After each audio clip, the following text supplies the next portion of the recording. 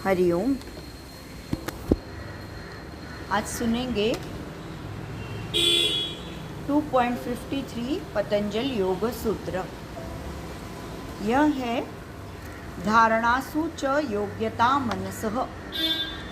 धारणासु यानी धारणे के लिए, धारणा करने के लिए। च यानी एंड, योग्यता मनसः, मनसः यानी मन की। तो उन्होंने बताया है कि उसी में से धारणे के लिए, धारणा करने के लिए मन की योग्यता तैयार होती है। तो जो प्राणायाम का बेनिफिट है उन्होंने बताया है, इसका एक्सप्लेनेशन देते हुए आगाशे सर ने, कि एकाग्रता के अभ्यास के लिए प्राणायाम की वजह से मानसिक तैयारी होती है। किसी भी को भी कंसंट्रेशन नहीं होता है। बहुत लोगों को ऐसा लगता है मैं एक जगह फोकस नहीं कर पाती हूँ, घड़ीक में ये काम, घड़ीक में वो, घड़ीक में ये, ऐसे एक भी जगह बैठ नहीं सकती हूँ। तो उसके लिए उन्होंने ये बताया है कि धारणा का अभ्यास करने के लिए साधक लायक बन जाता है।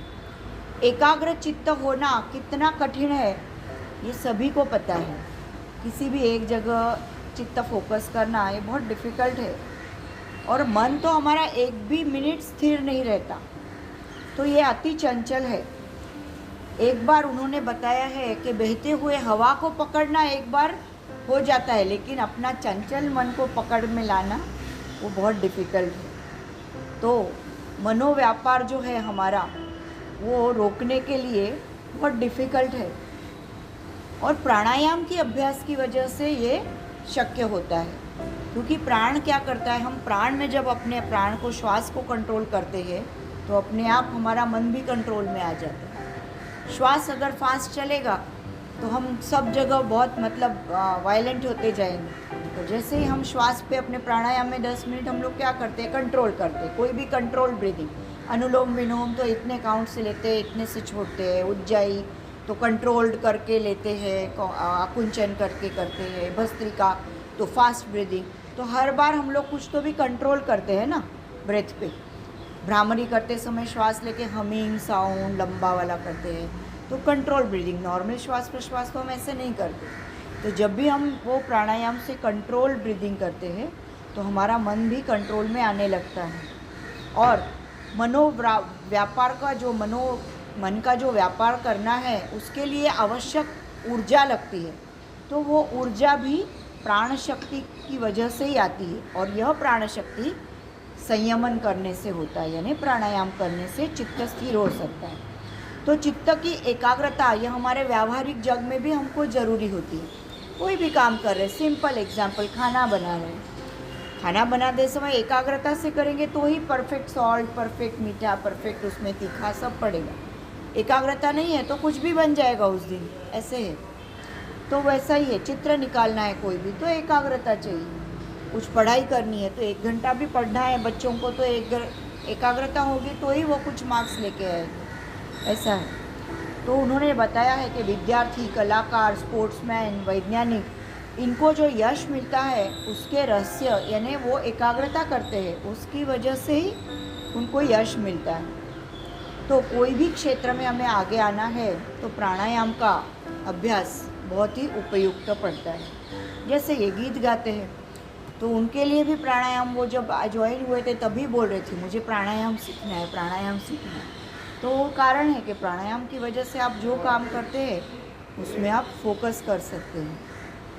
फिर कोपर्डेकर जी ने इसमें बताया है कि साधक का चित्त ये सत्वगुण प्रधान रहता है, कोई भी योग साधक का।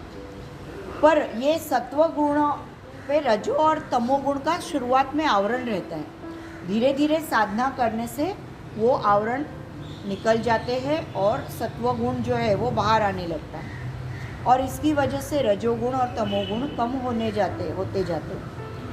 तो वासनाओं का आवरण धीरे धीरे कम होते जाता है और सत्वगुण की प्रकाशकता बाहर आने लगती है। फिर इंद्रियां की, जो अपने इंद्रिय रहता है उनका विषयों की तरफ दौड़ना कम हो जाता है। इंद्रियों का उसके विषय तरफ, कितने 5 हमारे जो सेंसरी ऑर्गन्स है उनका उनकी विषयों के तरफ दौड़ना कम हो जाता है, और इसी की वजह से धारणा होने के लिए, तो प्राणायाम के आगे क्या है? प्रत्याहार, फिर धारणा, फिर ध्यान और समाधि। तो वो धारणा के लिए मन हमारा तैयार हो जाता है, ऐसा इन्होंने बताया कि धारणासु च योग्यता मनसः, यानी मन की तैयारी धारणा करने के लिए हो जाती है। तो धारणा यानी क्या? कि मन एक जगह पे पकड़ के रखना।